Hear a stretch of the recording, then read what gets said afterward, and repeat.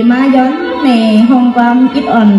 อดนึงในย้อนว่าพี่น้องเขาตั้งเซ็งเซ็งกันในสังละเขาในน้องยิงแสงเดินในห้องก่อแรมใส่เพก่อแรมถูกในเป็นดาวพี่น้องเขาในรวมร้องความก่อยปล่อยวางความพาปันสีกำพาในสังขารค่ะ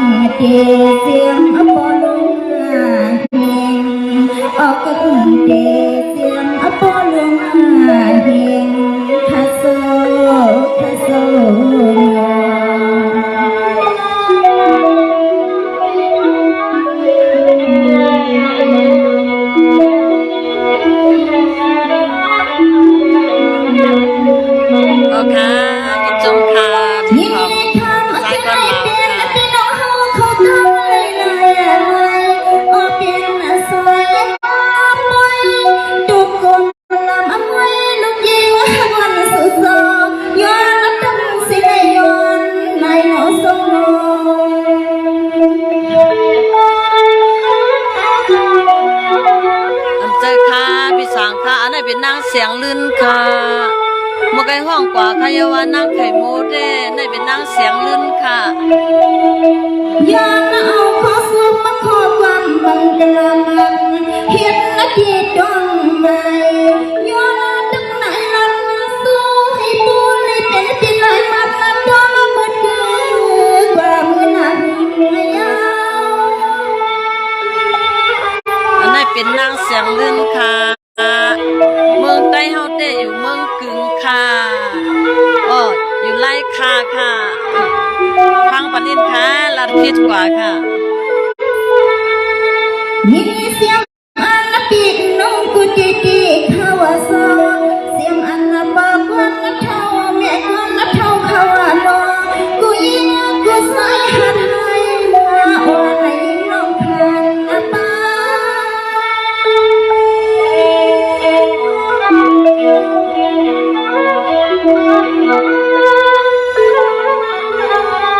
กวยเมืองทางค่ะพี่ชายกวนเหลาค่ะเมืองทางไม่อายค่ะส่งว่าส่งโอเมนเกิดเมนน้องมาขันจงนำค่ะพี่ชายกวนเหลาค่ะเขาถ่อมความนางเสียงลื่นจอมกันค่ะเนาะจงนำค่ะ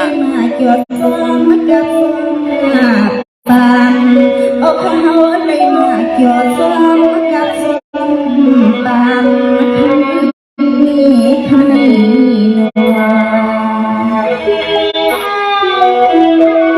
โอ้ค่ะใจค่ะพี่สางค่ะได้เป็นนางเสียงลื่นค่ะ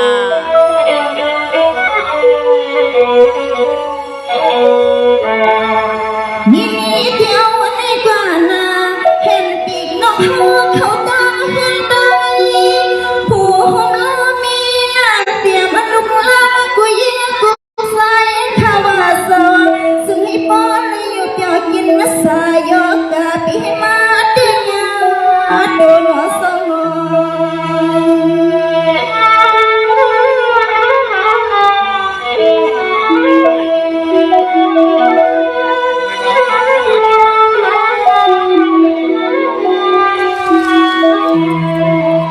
เสียงนาทีน้องทำว่าคำเสียงสมองเที่ยงคืนอันนี้เสียงมาโซลมาโซกาก็มือให้ส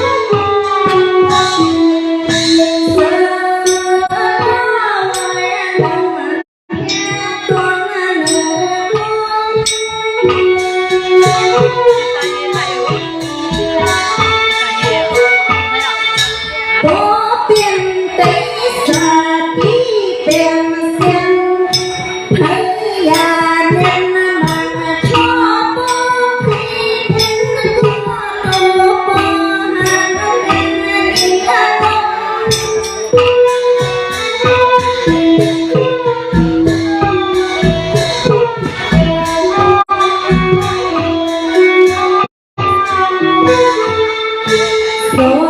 ม